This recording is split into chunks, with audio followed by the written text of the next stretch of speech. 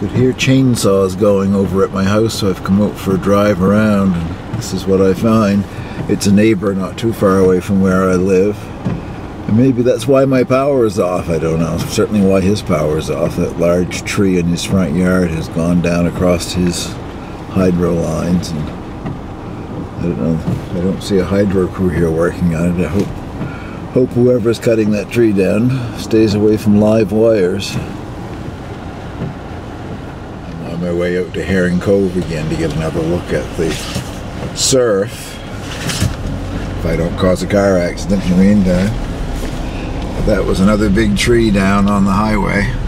Lots of leaves down on the road, branches down everywhere. This is a lot more serious than it was earlier this morning. I've stopped on the road out to the beach, out to Herring Cove. That's another big tree down, and that is right across the hydro lines. A lot of that stuff will have to be cleared up before we ever get power back. Well, I guess there's nothing spectacular here again any more than there was this morning. The wind direction must be wrong for making surf out here, because that's about like what it is out here on a calm day.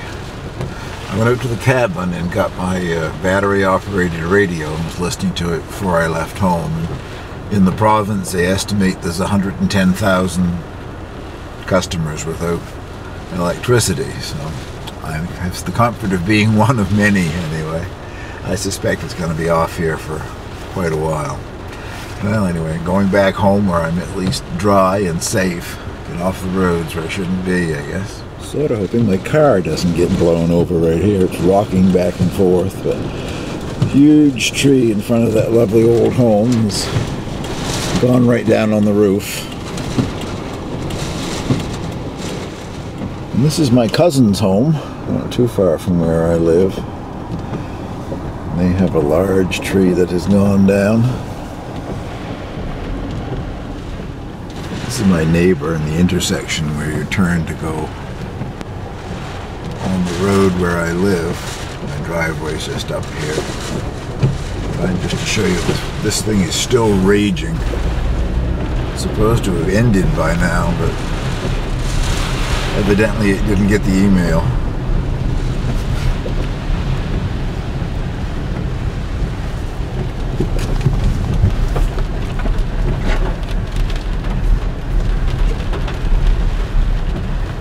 Poplar tree that's leaning right over here.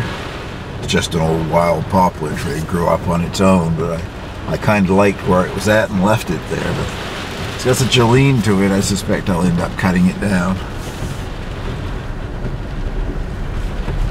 I'm home, safe, sound, and relatively dry, and it's where I'm going to stay. I probably should not have gone out in this. It's somewhat sheltered down in here, although you can obviously see lots of wind. I didn't realize it was still as bad as it is, but it is really still raging on, and it's 20 after 4 in the afternoon now. Well, it's Sunday morning, July the 6th, I guess. The storm is over. A lot of wind damage, not too bad on my property. Give you a look at that in a bit. But I'm about a half a kilometer from my house, still in the subdivision that I live in. And this substation, power substation, I just walked out here to see what might be going on. There's nobody working, but the substation is humming away. There's power going to all the transformers, but we have no power at our houses, so it's something local here on the island. There is power coming from the mainland. And it's now 24 hours since the power went out. I'm going to lose everything in my freezer and a lot of things in my refrigerator, but it doesn't amount to a great deal. There wasn't much there anyway, but it'll all have to be put in the garbage eventually, I guess. And I have I have 5, all the little baby chickens, the hybrid dwarf, what am I trying to say here, bantam chickens. I brought them in the house because they were still under a brooder lamp, so I'll show you eventually if I get enough light to do a little bit of video. They've been in a small box in my living room, and my sister had the bright idea of putting a hot water bottle under the box, so I've done that, and I changed the hot water in it 3 or 4 times, and They seem quite content. They're in a small box, have food and water, but I'm not going to put them back out in the coop until the power comes back on. Well, that's what's left with the potato patch that I was so proud of in the last video. I don't know.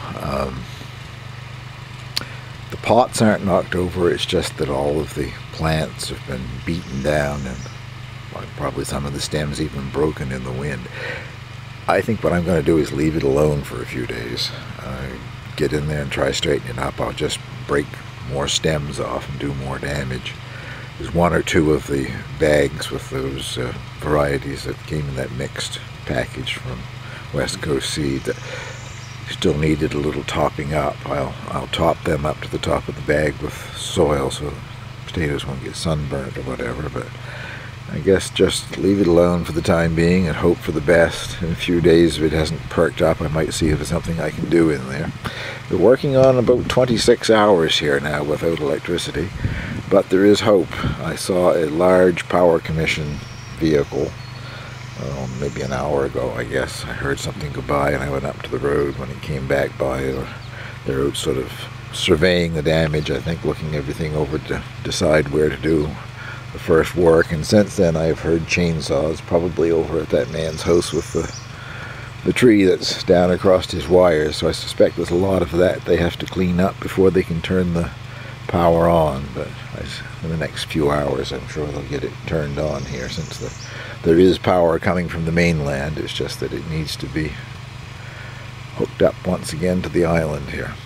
In the worst of the storm yesterday, this patch of winter squash were all laid over sideways, but as I thought would happen, they've straightened themselves up once they get into the sunshine this morning. There's still a few leaves that are sort of pointing in the wrong direction, but there's no damage done there. They'll be okay in the end. This is the raised bed with the salsify, the parsnips, and the Belgian endive with leaf chicory at the end.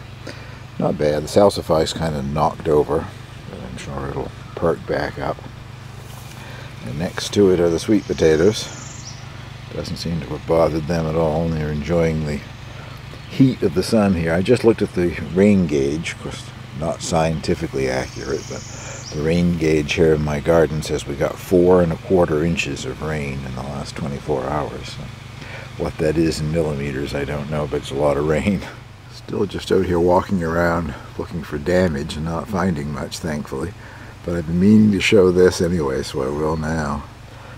One of the pieces of the beta grapevine has come out around the air vent, the end of the hoop house, and has a cluster of grapes on it, and I've been keeping it pruned the same as I do the ones inside. So the root system is inside, probably comes outside as well under the bottom of the hoop house here, but I have one cluster anyway that's in the outdoors. This is that house that I stopped by in my neighborhood in the heft of the storm yesterday. That's the tree that's down across his wires. You can see the light pole there is pulled over to one side.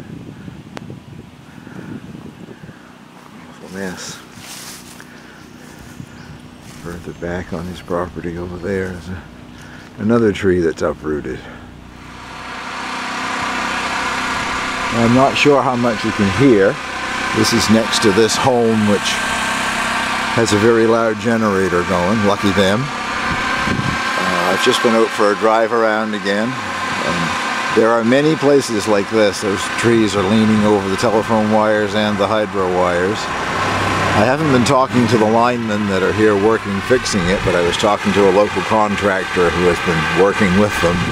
He said they told him they're going to work here until dark, and then they'll be back first thing in the morning to get it all turned on, but they plan to turn on as much of it as possible as they can do safely before they leave this evening. And I guess there's a possibility of where I live will be one of those areas. I feel sorry for the folks, if I get it, I feel sorry for the folks that won't have it, but anyway, we're fortunate it isn't the dead of winter and we're not freezing to death anyway, because it's amazing the number of places just like this around the island.